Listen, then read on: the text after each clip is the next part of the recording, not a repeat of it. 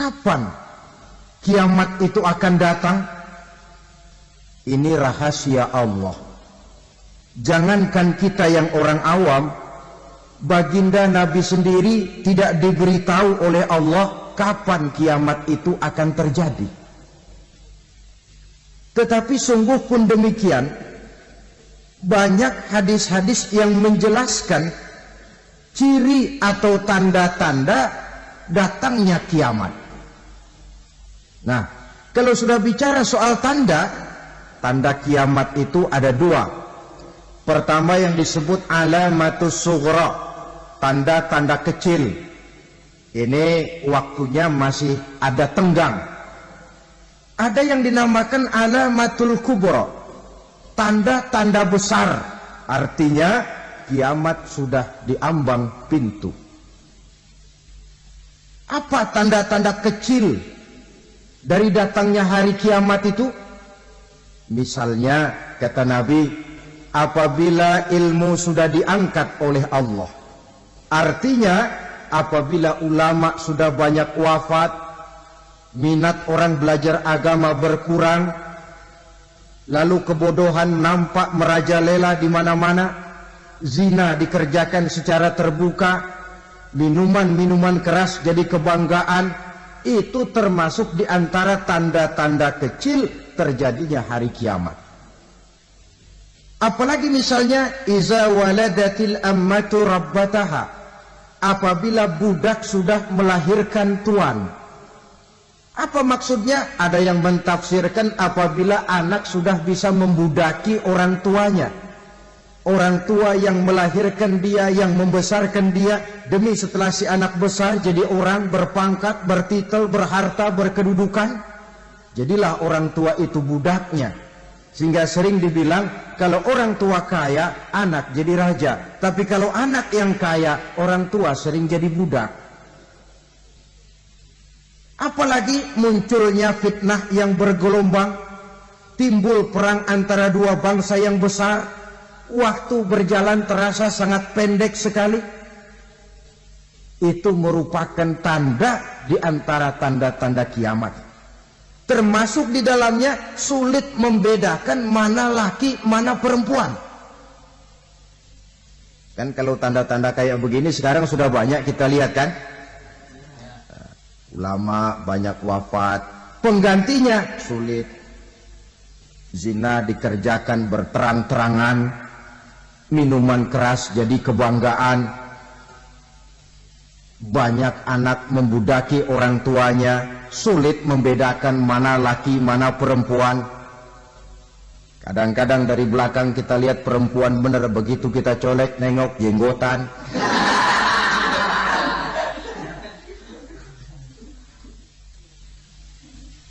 Ini termasuk tanda-tanda kecil, masih ada tenggang sampai akan terjadinya kiamat itu. Nah, yang dimaksud dengan tanda-tanda besar, ini tanda besar artinya kiamat sudah diambang pintu.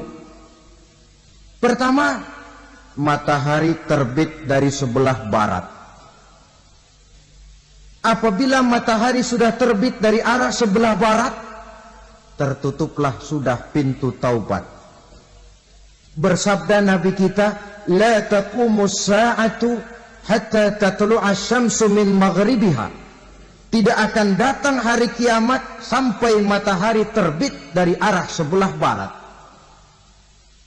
Fa iza tala'at, manakala matahari telah terbit dari arah sebelah barat, wa ra'ahan nasu, manusia banyak menyaksikan itu, amanu ajma'un, mereka pun lalu beriman.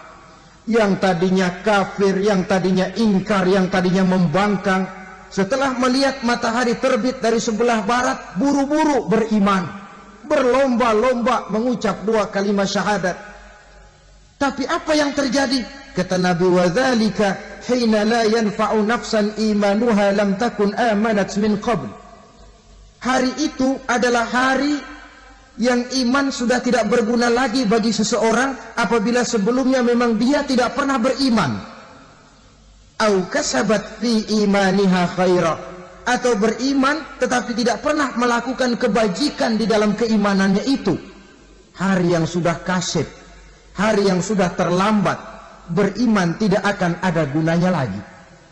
Ini pelajaran buat kita. Sebelum sang surya terbit dari sebelah barat, sebelum nafas sampai di tenggorokan, artinya pintu taubat masih terbuka. Kalau dua hal itu sudah terwujud, nafas sudah sampai di kerongkongan, atau matahari sudah terbit dari arah sebelah barat, tertutuplah sudah pintu taubat. Tak ada lagi gunanya pangkat, jabatan, harta, bahkan beriman pun dalam suasana macam itu. Too late, kata orang Kulon. Sudah terlambat. Matahari terbit dari arah sebelah barat. Itu tanda besar, artinya kiamat sudah diambang pintu. Lalu apalagi tanda besar? Munculnya Dajjal. Dajjal artinya pendusta-pendusta yang menyesatkan manusia. Ada dua macam Dajjal, saudara. Ada Dajjal kecil. Ini Dajjal kelas teri. Kalau ini sejak zaman Rasulullah sudah ada itu. Tiap zaman ada. Di zaman Rasulullah misalnya ada yang bernama Aswad al-Unsi dari Yaman. Ada yang namanya Musailamah al-Kazzab dari Yamamah. Ada yang namanya Ibnu Sayyad dari Madinah. Ini Dajjal di zaman Rasul. Musailamatul Kazzab memproklamirkan diri jadi nabi dia. Di zaman Rasul masih hidup. Ini Dajjal zaman Nabi. Di zaman sahabat muncul Dajjal. Di zaman kita sekarang ini Dajjal pun gentayangan. Dajjal kelas teri. Kerjanya mendustakan manusia, menyesatkan manusia, memalingkan manusia dari jalan yang benar dan diridhoi oleh Allah Subhanahu wa taala. Adapun yang merupakan tanda besar dari datangnya kiamat, Dajjal kelas kakap. Pembohong-pembohong besar yang menyesatkan masyarakat manusia berpaling dari jalan Allah mengikuti jalan mereka. Apa sih ciri Dajjal itu? Kata Nabi dalam hadis Bukhari Muslim, Innad Dajjala, sesungguhnya yang namanya Dajjal itu yakhruju, satu saat akan muncul mendekati hari kiamat. Wa inna ma'ahu ma'an, si Dajjal ini membawa air, wa naran, dan juga membawa api. Dua simbol. Di tangan yang satu dia bawa air, di tangan yang satu dia bawa api. Wa ammal ladzi yarahu an-nasu ma'an fanarun. Adapun yang orang banyak lihat air, hakikatnya adalah api. Yang dilihat api, hakikatnya adalah air. Oleh sebab itu, kalau api yang ditawarkan, ambillah air. Kalau air yang ditawarkan, pilihlah api. Maksudnya apa ini? Ini bahasa simbol, saudara-saudara. Dajjal bicaranya seolah-olah untuk kepentingan manusia. Menawarkan surga. Surga yang dia tawarkan hakikatnya neraka. Hai manusia, kalau kau mau bahagia, jangan dekat-dekat dengan agama. Solat itu tidak efektif dan efisien, tidak produktif dari segi ekonomi itu. Menghadiri majelis taklim cuma buang-buang waktu. Tahajud, tasbih, tahlil, baca Quran, apa itu? Pekerjaan mubazir saja. Hidup ini cuma sekali, masa yang cuma sekali, manfaatkan dengan sebaik-baiknya. Mumpung, dibawanya sifat mumpung tetapi dalam pengertian yang sangat negatif. Bicaranya seolah-olah untuk kepentingan manusia, tetapi sebenarnya menjerumuskan manusia. Menawarkan air, tapi sebenarnya api. Menawarkan api, tapi hakikatnya air. Buat apa kamu sholat? Buat apa kamu bayar zakat? Buat apa kamu puasa? Surga yang dicanangkan Dajjal, hakikatnya neraka. Neraka yang digambarkan Dajjal pada dasarnya adalah surga. Jadi memutarbalikkan fakta itu kerjaan Dajjal. Yang hak jadi batil, yang batil dibilang hak, yang benar jadi salah, yang salah malah jadi benar. Tuntunan disuruh jadi tontonan, tontonan malah menjadi tuntunan. Itu pekerjaan Dajjal profesinya. Zamannya Nabi Adam, Dajjalnya kan iblis. Betul? Betul. Apa sih dan kerayuan iblis itu? Allah setelah menciptakan Nabi Adam kan bilang, Adam, kau dan istrimu Hawa tinggal di surga ini.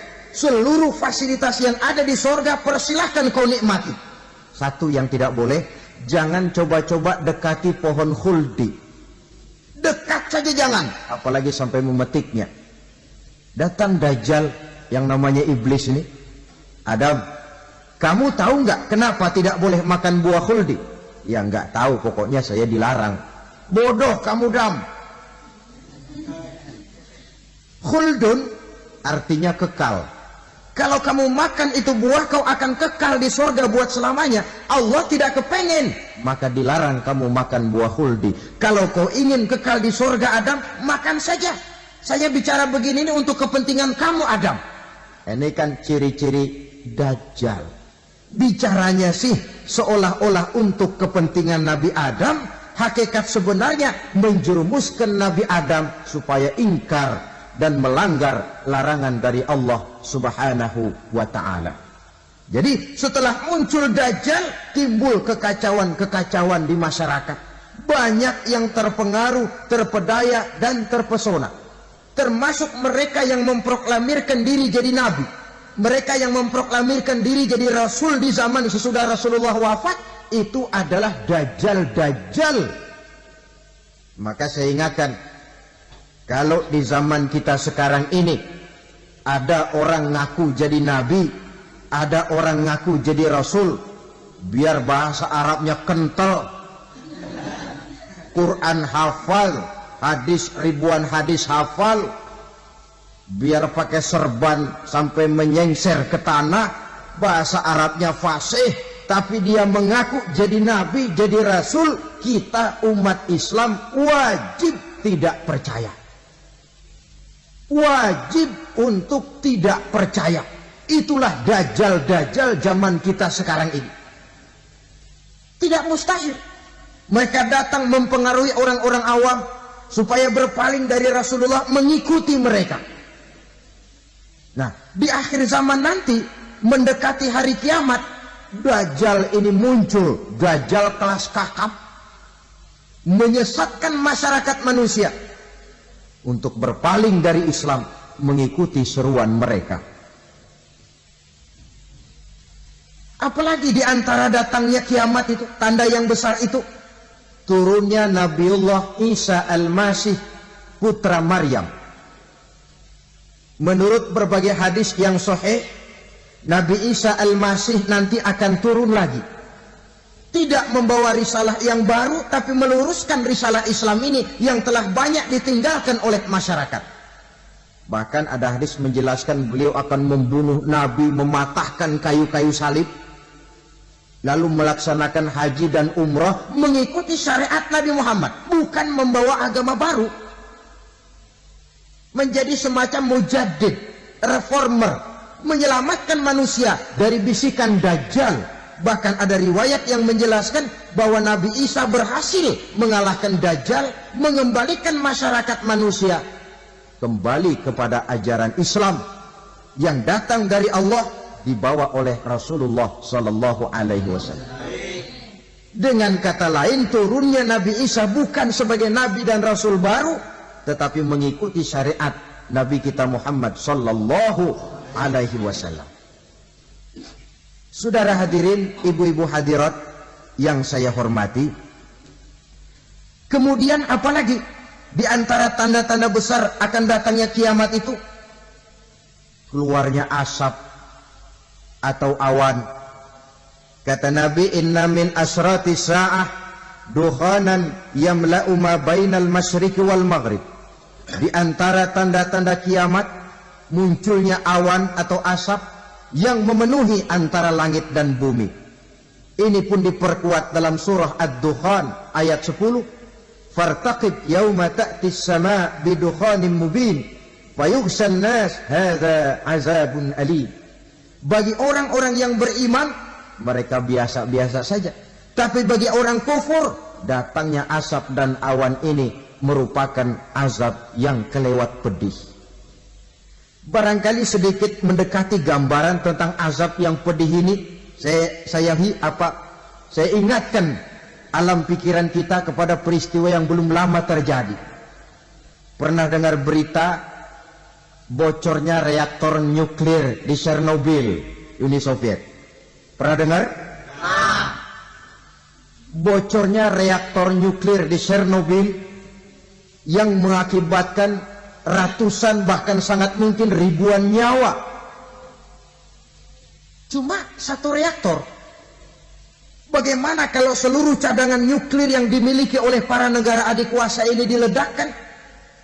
Bahkan yang konon menurut catatan, cadangan nuklir yang dimiliki bersama oleh Amerika dan Rusia sekarang ini sudah sanggup memusnahkan 6 miliar manusia. 1,5 kali lebih banyak dari jumlah manusia yang nongkrong di permukaan bumi ini. Saudara-saudara hadirin yang saya hormati,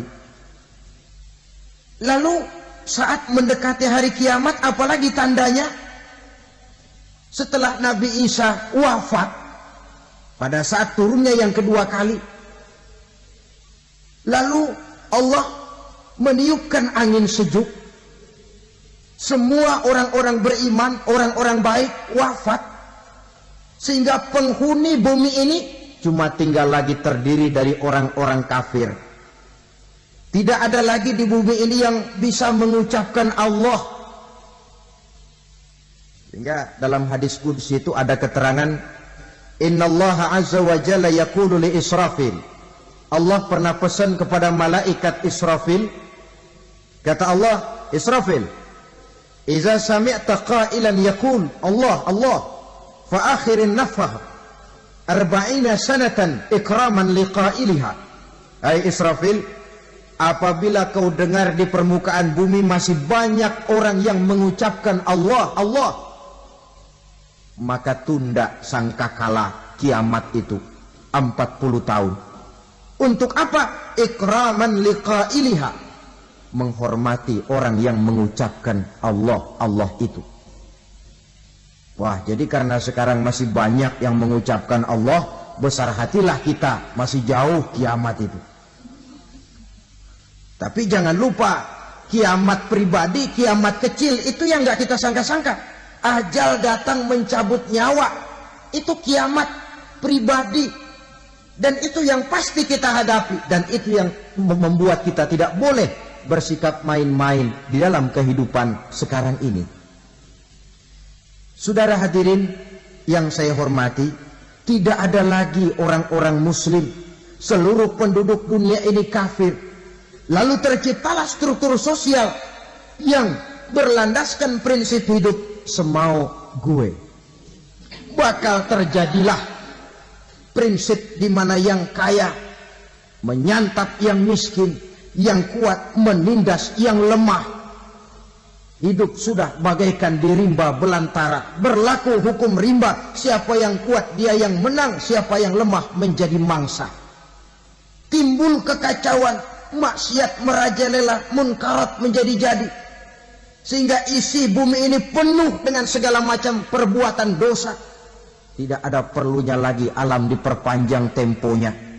Datang saat yang sudah dijanjikan oleh Allah Azza wa Jalla, maka terjadilah yang disebut kiamat kubra, kiamat besar, kiamat ancur-ancuran.